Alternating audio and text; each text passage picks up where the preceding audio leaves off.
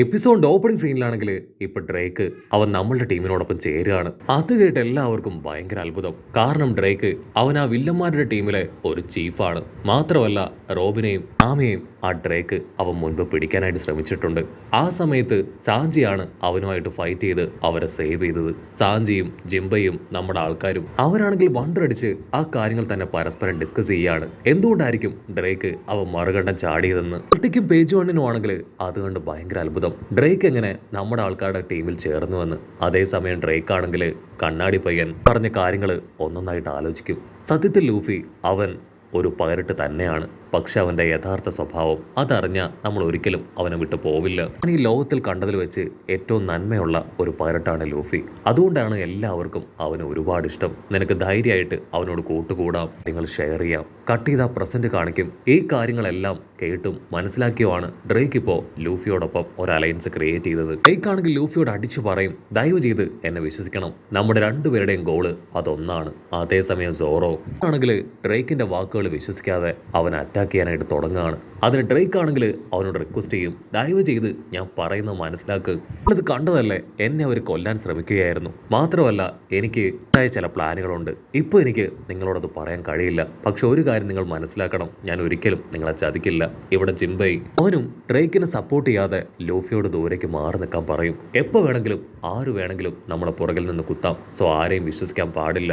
Luffy ആണെങ്കിൽ അവന്റെ cap എടുത്ത് തലയിൽ വെച്ച് സിമ്പിൾ ആയിട്ട് പറയും, ഡ്രേക്ക് നിനക്കിപ്പോൾ എന്താ ആവശ്യം? എൻ്റെ ടീംമേറ്റ് ആവണം, കൈഡോയെ അവനെ കൊല്ലണം. അതിന് യാതൊരു കുഴപ്പമില്ല, നിന്നെ ഞാൻ സ്വീകരിച്ചിരിക്കുന്നു, നിനക്ക് ധൈര്യമായിട്ട് കൈഡോയെ കൊല്ലാമെന്ന് പറയും. അത് കേട്ട് ഫ്രാങ്കിയും സോറോയും സാഞ്ചിയും നമ്മുടെ ടീംമേറ്റ്സ് എല്ലാവരും ഷോക്കാവുകയാണ്. ലൂഫി നീ എന്തായി ചെയ്യണേ? അവനെക്കുറിച്ച് ഒന്നും അറിയാതെ അവനെ നമ്മളോടൊപ്പം ചേർക്കുന്നത് അപകടമാണ്. പക്ഷെ ലൂഫി ആണെങ്കിൽ അതൊന്നും കാര്യമാക്കാതെ അവനെ സപ്പോർട്ട് ചെയ്യും.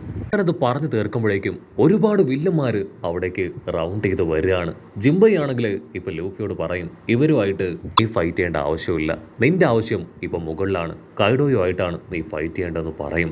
അത് കേട്ട് ലൂഫി ആണെങ്കിൽ അവിടേക്ക് ഓടും. അതേസമയം സോറോ അവനാണെങ്കിൽ ഡ്രേക്കിനോട് തീർത്തു പറയും, ഒരിക്കലും ലൂഫി അവൻ നിന്നെ വിശ്വസിച്ചതുപോലെ ഞങ്ങൾ ആരും നിന്നെ വിശ്വസിക്കാനായിട്ട് പോകുന്നില്ല. മാത്രമല്ല ലൂഫിയുടെ അടുത്തേക്ക് ഞാൻ നിന്നെ അടുപ്പിക്കില്ല.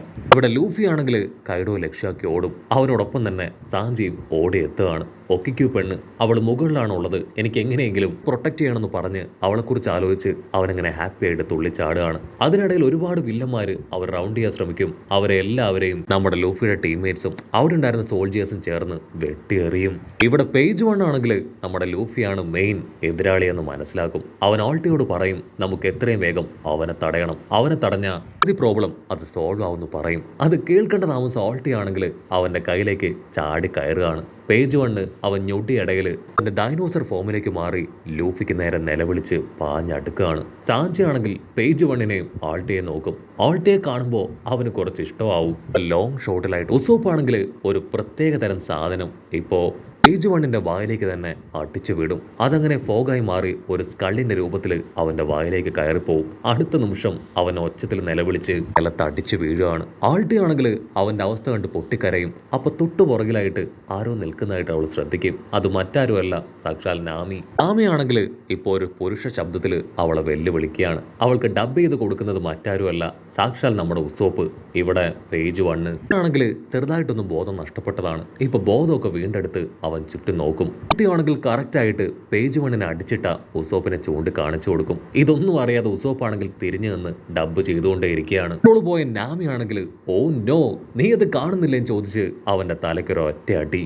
ഓൾട്ടിയും പേജ് വണ്ണും അവർ രണ്ടുപേരും ഇപ്പോ നാമിയെയും ഉസോപ്പിനെ ലക്ഷ്യമാക്കി ഓടി വരികയാണ്. നാമിയാണെങ്കിൽ ഞൊട്ടിയിടയിൽ ചാടി ഓടും. ഉസോപ്പാണെങ്കിൽ അവളുടെ പിന്നാലെ ഓടി പറയും, ഞാൻ വലിയ കാര്യത്തിൽ ബിൽഡപ്പ് ഒക്കെ കൊടുത്തതാണ്, അതിനുശേഷം നീ ഇങ്ങനെ പേടിച്ചോടുന്നത് നമുക്ക് നാണക്കേടാണ്. നാമിക്കാണെങ്കിൽ എന്ത് മറുപടി പറയണമെന്ന് അറിയില്ല. അവൾ പ്രത്യേകിച്ചൊന്നും പറയാതെ മുൻപോട്ടേക്ക് കുതിക്കുകയാണ്. ഇവിടെ അവർ രണ്ടുപേരും ആ കാഴ്ച കണ്ടുകൊണ്ട് നിൽക്കുമ്പോഴായിരിക്കും അവർക്കൊരു വമ്പൻ പ്രൈസ് കൊടുത്തുകൊണ്ട് സാക്ഷാൽ ഹപ്പോ അവൻ അവിടേക്ക് വരിക. അവനെ കാണേണ്ട താമസം ലൂഫി ആണെങ്കിൽ സാഞ്ചിയോട് അവന്റെ ചെവി അത് പൊത്തിപ്പിടിക്കാൻ പറയും. അപ്പോ ആണെങ്കിൽ നിർത്താതെ മ്യൂസിക് വായിക്കാനായിട്ട് ആരംഭിക്കും. അപ്പോൾ ലൂഫിയോട് നിലവിളിച്ചു പറയും, നിങ്ങൾ എത്രത്തോളം ചെവി പൊത്തിപ്പിടിച്ചിട്ടും യാതൊരു കാര്യവുമില്ല. ചെവി പൊത്തിപ്പിടിച്ച എന്റെ അറ്റാക്കിൽ നിന്നും നിങ്ങൾക്ക് രക്ഷപ്പെടാൻ പറ്റും, പക്ഷെ നിങ്ങളെ കൊണ്ട് ഫൈറ്റ് ചെയ്യാനായിട്ട് പറ്റില്ല എന്ന് പറഞ്ഞ് അവൻ വീണ്ടും വീണ്ടും മ്യൂസിക് വായിക്കുകയാണ്. അവിടെയുള്ള സോൾജിയേഴ്സിന് ആണെങ്കിൽ പ്രോപ്പറായിട്ട് ഫൈറ്റ് ചെയ്യാൻ കഴിയാതെ അതിലങ്ങനെ പെട്ട് ഒരുപാട് ഡിഫിക്കൽട്ടീസ് അത് അവർ നേരിടുകയാണ്. അപ്പോൾ ആണെങ്കിൽ ചുറ്റും നോക്കും. അപ്പൊ ദൂരത്തായിട്ട് അവന്റെ ഫ്രണ്ട്സ് ആ മോൺസ്റ്റേഴ്സ് അവർ 3 പേരും തകർന്ന് തരിപ്പണായിട്ട് കിടക്കുന്നത് കാണുകയാണ്. നിങ്ങൾക്ക് അത്ര ധൈര്യം ഉണ്ടെങ്കിൽ എന്റെ ഫ്രണ്ട്സിനോട് ഇപ്രകാരം ചെയ്യും. ഞങ്ങൾ എല്ലാവരും തിക് ഫ്രണ്ട്സ് ആയിട്ടാണ് ജീവിച്ചു വന്നത്. ഒരുപാട് കാര്യങ്ങൾ ചെയ്തത് ഞങ്ങൾ ഒന്നിച്ചാണ്. എന്റെ ഫ്രണ്ട്സിനെ നിങ്ങൾ ഇല്ലാതാക്കി. ഒരു കാരണവശാലും ഞാൻ വെറുതെ വിടില്ല. ആൻഷ്യൻ ജെയിൻസിന്റെ പവർ അതെന്താണെന്ന് ഞാൻ കാണിച്ചു തരാമെന്ന് പറഞ്ഞ് അവൻ ഹച്ചാന്ന് പേരുള്ള ഒരുത്തനെ അവിടേക്ക് വിളിക്കും. ഹച്ചയാണെങ്കിൽ അവിടേക്ക് ചാടി വന്ന് ഇപ്പൊ നമ്മുടെ ആൾക്കാർ അങ്ങനെ ഫോക്കസ് ചെയ്ത് നിൽക്കുകയാണ്. ഹച്ചയാണെങ്കിൽ ചുറ്റും ഉണ്ടായിരുന്ന സോൾജിയേഴ്സിനെ അങ്ങനെ തല്ലി തോൽപ്പിക്കും. അതിനുശേഷം അവന്റെ തന്നെ ഒരു ജയന്റ് ഫ്രണ്ടിനെ ഉയർത്തിയെടുക്കുകയാണ്. ചാഞ്ചി ലൂഫി ആണെങ്കിൽ അത് കാണേണ്ട താമസം ഉഷാറായിട്ട് ചാടി ഓടും. ഹച്ചയാണെങ്കിൽ ചുറ്റും നോക്കും. ദൂരത്തായിട്ട് ഫ്രാങ്കി അവനൊരു ഡിഫറെന്റ് ലുക്കിൽ നിൽക്കുകയാണ്. കാര്യം പിടികിട്ടിയ ജിംബയാണെങ്കിൽ ഇപ്പോൾ ഫ്രാങ്കിയോട് ആ ഒരു ഡോം വിട്ട് പുറത്തേക്ക് പോകാനായിട്ട് പറയും. കാരണം ഹച്ച അവിടെ ഉണ്ടെങ്കിൽ ഒക്കെയുള്ള നോർമൽ സാമുറായിസിന് ഫൈറ്റ് ചെയ്യാനായിട്ട് കഴിയില്ല. അത് കേട്ട് ഇപ്പോൾ ഫ്രാങ്കിയും പുറത്തേക്ക് ഓടാൻ തയ്യാറാവും. ഫ്രാങ്കി ആണെങ്കിൽ ഉഷാറായിട്ട് പുറത്തേക്ക് ചാടി ഓടും. ഹച്ചയാണെങ്കിൽ അവനെ ഫോളോ ചെയ്ത് വരികയാണ്. ഹച്ചയ്ക്കാണെങ്കിൽ ഫ്രാങ്കിയെ കുറച്ച് ഇഷ്ടാവും. കാരണം അവനെ കാണുമ്പോൾ ഒരു റോബോട്ടിക് ഡോളിനെ പോലെ ആയിരിക്കും അവന് ഫീൽ ചെയ്യുക. ഫ്രാങ്കി ആണെങ്കിൽ അവനെ വിളിച്ചുകൊണ്ടേയിരിക്കും. വായു, എന്റെ പിന്നാലെ വായു, എന്നെ തന്നെ നീ അറ്റാക്ക് ചെയ്യണം. നീ പുറത്തേക്ക് വരുന്നതിന് തീർച്ചയായിട്ടും നീ റിഗ്രറ്റ് ചെയ്യും. അതിന് റിഗ്രറ്റ് ചെയ്യാനുള്ള സമ്മാനം നിനക്ക് ഞാൻ തരുമെന്ന് ഫ്രാങ്കി വിളിച്ചു പറയും. കട്ട് ചെയ്ത മറ്റൊരു ഭാഗത്ത് സോറോയും ഡ്രേക്കും അവർ രണ്ടുപേരും ഒന്നിന് 50 പറഞ്ഞ് 100 പറഞ്ഞ് പൊരിഞ്ഞ അട്ടയിടി ബഹളം. ഡ്രേക്ക് ആണെങ്കിൽ തീർത്തു പറയും, ദയവ് ചെയ്ത് ഇനിയെങ്കിലും ഞാൻ പറയുന്നത് വിശ്വസിക്കുക. അവർ തോറ്റാൽ മാത്രമേ നിങ്ങളെപ്പോലെ എനിക്കും നേട്ടമുള്ളൂ. അത് മാത്രമല്ല, എന്റെ മൂവ്മെന്റ്സ് മനസ്സിലാക്കി അവർ തന്നെയാണ് എന്നെ അറ്റാക്ക് ചെയ്ത് അവരുടെ ടീമിൽ നിന്ന് പുറത്താക്കിയത്. ഇനി എനിക്ക് അവരോടൊപ്പം നിന്ന് അവരെ ചീറ്റ് ചെയ്യാനായിട്ട് കഴിയില്ല. നിങ്ങളോടൊപ്പം നിന്ന് ഡയറക്റ്റ് ആയിട്ട് അവരുമായിട്ട് ഫൈറ്റ് ചെയ്യാൻ മാത്രമേ എന്നെ കൊണ്ട് സാധിക്കൂ. ഓരോ ആണെങ്കിൽ അപ്പോഴും അവനോട് ചോദിച്ചുകൊണ്ടേയിരിക്കും, നിന്റെ ലക്ഷ്യം അത് കറക്റ്റായിട്ട് പറഞ്ഞാൽ മാത്രമേ ഞാൻ നിന്നെ വിശ്വസിക്കൂ. അവനെ കൊണ്ടാണെങ്കിൽ അത് പറയാനായിട്ട് കഴിയില്ല. ഞാനൊരു ടൊബറോപ്പോ മെമ്പറാണ്. ഞാൻ നിങ്ങളോടൊപ്പം കൂടി അവരുമായിട്ട് ഫൈറ്റ് ചെയ്ത അഡ്വാൻറ്റേജ് അത് നിങ്ങൾക്കാണ്. അത് ഇനിയെങ്കിലും നീ തിരിച്ചറിയേ. ഓരോ ആണെങ്കിൽ അപ്പോഴും പറയും, നിന്റെ ഐഡന്റിറ്റി അതെങ്കിലും നീ റിവീൽ ചെയ്തേ പറ്റൂ. അതിനാവും പറയും, എന്റെ ഐഡന്റിറ്റി ഞാൻ റിവീൽ ചെയ്ത് കഴിഞ്ഞാൽ എനിക്ക് നിങ്ങളോടൊപ്പം ഫൈറ്റ് ചെയ്യാൻ പറ്റില്ല.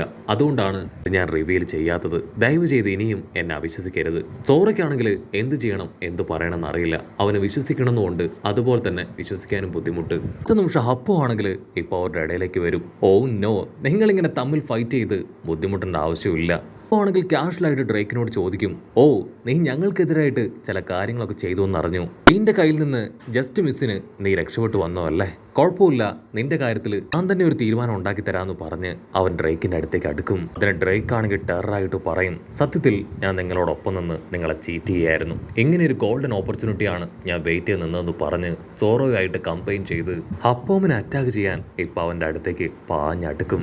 അവർ രണ്ടുപേരും ഹപ്പോംസിനെ അറ്റാക്ക് ചെയ്യുന്ന കണ്ട ക്വീൻ അവനാണെങ്കിൽ അവന്റെ കയ്യിലുള്ള മെഷീൻ ഗണ്ണ് അതുപയോഗിച്ച് അവരെ ഷൂട്ട് ചെയ്യാണ്. ഡ്രേക്കും സോറോയും ആണെങ്കിൽ 2 ഭാഗത്തേക്ക് ഓടി രക്ഷപ്പെടും. പക്ഷെ അവിടെ ഉണ്ടായിരുന്ന ഒരുപാട് സോൾജിയേഴ്സിന്റെ ദേഹത്ത് ആ ബുള്ളറ്റ് തറച്ചു കയറും. ക്വീൻ ആണെങ്കിൽ ഇപ്പൊ ഡ്രേക്കിനെ നോക്കി വിളിച്ചു പറയും, നീ രക്ഷപ്പെട്ടു എന്ന് കരുതണ്ട. ഒരു കാരണവശാലും ഇവിടം വിട്ട് ജീവനോടുകൂടെ നിനക്ക് പോകാനാവില്ല. ഇത് കേട്ട് സോറോ ആണെങ്കിൽ ക്വീനെയും ഡ്രേക്കിനെയും മാറി മാറി നോക്കും. ഡ്രേക്ക് ആണെങ്കിൽ സോറോട് പറയും, ഇതാണ് ഞാൻ മുൻപ് പറഞ്ഞത്. ഇവിടെയാണെങ്കിൽ ക്വീന്റെ ബുള്ളറ്റ് അത് കൊണ്ടവർ ഓരോരുത്തരായിട്ട് അങ്ങനെ താഴേക്ക് വീഴുകയാണ്. ഡ്രേക്ക് ആണെങ്കിൽ ആ ബുള്ളറ്റ് എടുത്ത് നോക്കും. അതൊരു സ്പെഷ്യൽ ബുള്ളറ്റ് ആണ്. ഇവരുടെ ബോഡിയിൽ അത് കയറിപ്പോയ അവരുടെ ബോഡി പതിയെ പതിയെ ഫ്രീസ് ആക്കും. അവൻ ആ ബുള്ളറ്റ് കണ്ട് ഷോക്കായി നിൽക്കുന്നതോട് കൂടെ ഈ ഒരു എപ്പിസോഡും അവസാനിക്കുന്നു. എപ്പിസോഡ് ഇഷ്ടപ്പെടുകയാണെങ്കിൽ തീർച്ചയായിട്ടും ലൈക്ക് ചെയ്യാനും കമന്റ് ചെയ്യാനും ഷെയർ ചെയ്യാനും മറക്കല്ലേ. അടുത്തൊരു അടിപൊളി എപ്പിസോഡുമായിട്ട് കാണുന്നവരെ സ്മീ വിത്ത് മല്ലു എപ്പിസോഡ്.